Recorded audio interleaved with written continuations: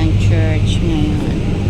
Yan ang priority kasi natin. Kasi yun nga, 2 times a month lang yung off. Kailangan mag-church tayo.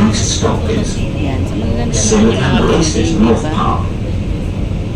So, continue to pray lang po. Especially now, kailangan po natin ng big faith, prayers, and hope and trust God. Kasi siya lamang ang tutulong sa atin. Yan, bus station ulit siya. So, marami sa mga station.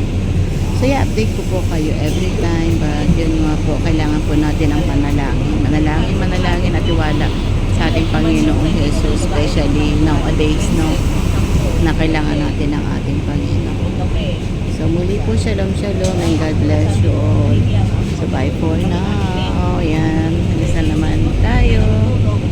And round about. Naganda dito, no?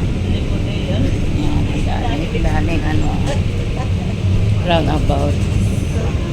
Yan, para ma-tour na rin ko kayo dito. Diba, ba tayo ay nagtutour. Yan, naitutour na rin siya. Although, hirap din. Yan, outside na. Palabas na siya na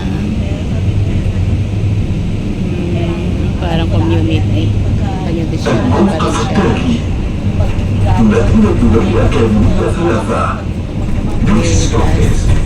God bless po. Yan, makalabas na tayo. Bye for